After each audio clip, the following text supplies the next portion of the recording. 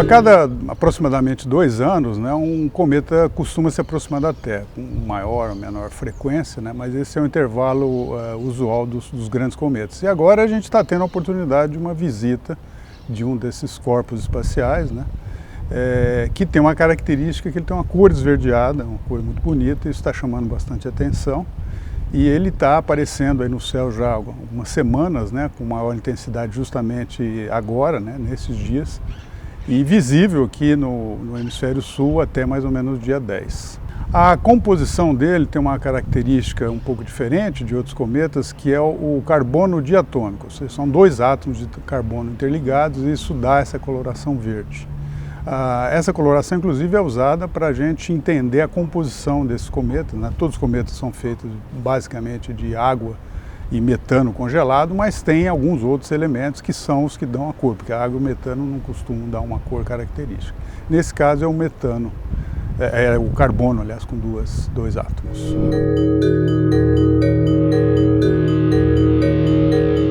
Pelo cálculo da órbita, da trajetória dele, que hoje a gente já tem com precisão depois de meses de observação, sabe-se que ele passou próximo à Terra há 50 mil anos.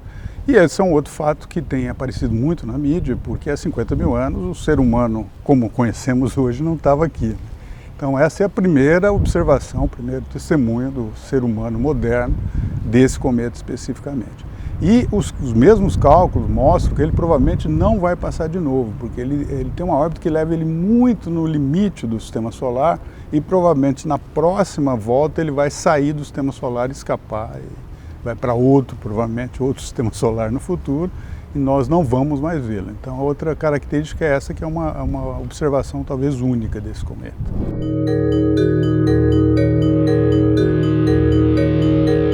Esses corpos são remanescentes da própria criação do universo, né? São materiais que sobraram e foram se agregando, né?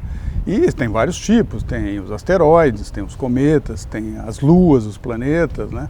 Esses são os mais comuns. E os cometas têm essa característica de ter uma órbita em forma de elipse. Eles não têm uma órbita circular como os planetas e os satélites, as luas, né?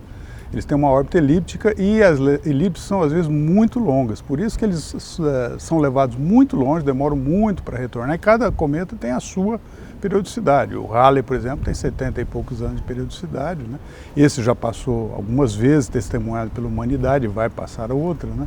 Mas esse atual cometa, né, o C2, ele está, na verdade, passando quase que uma única vez na nossa história, porque ele tem essa órbita extremamente longa. Eles nascem, eles são gerados bem no limite do sistema solar, na chamada nuvem de Oort, que é a casquinha externa do nosso sistema solar. Ela é muito distante do Sol, né, e isso explica, então, essa periodicidade.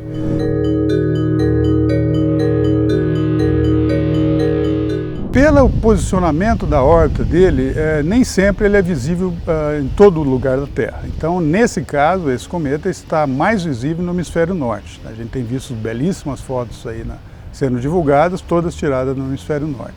No hemisfério sul, a sua visibilidade é um pouco menor, devido justamente à posição da órbita, e ainda nós temos uma questão que ele estaria mais visível justamente esta semana, até mais ou menos o dia 10, né, começando há 2 dias atrás até o dia 10, e o céu está muito nublado, porque agora é a estação chuvosa. E além disso, a Lua está em fase decrescente, né, minguante, que também não ajuda, porque ilumina o céu e isso dificulta a visibilidade. Então as condições aqui no Brasil não são favoráveis, mas ele pode ser visto se as nuvens deixarem.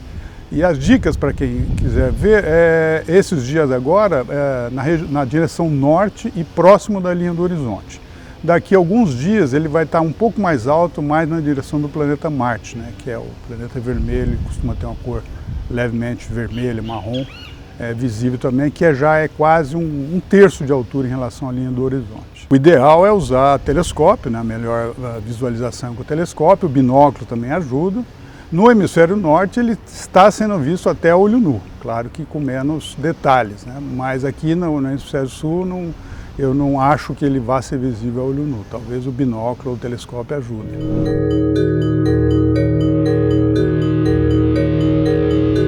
Quase toda observação de corpos planetários ajuda o avanço da ciência.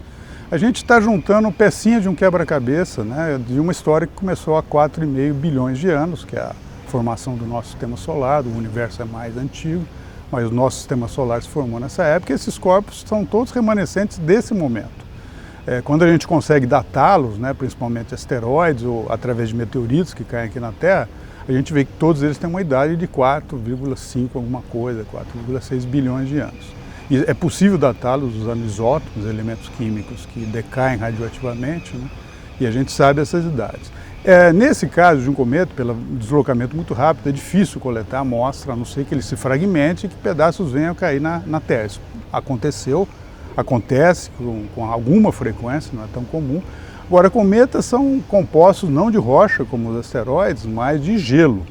Então, gelo, claro, tem mistura de rocha e gelo, né? Mas tem mais gelo do que rocha. Então, conseguir uma amostra de um corpo desse é muito difícil.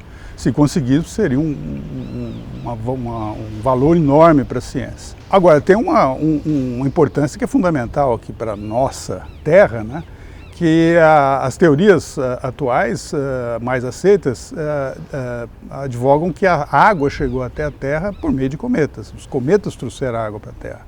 A Terra tem muita água superficial, diferente de todos os outros corpos planetários, né?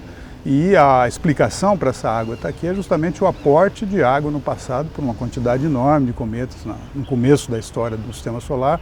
A quantidade desses corpos aí vagando pelo espaço era muito maior e eles foram se chocando com o tempo, né?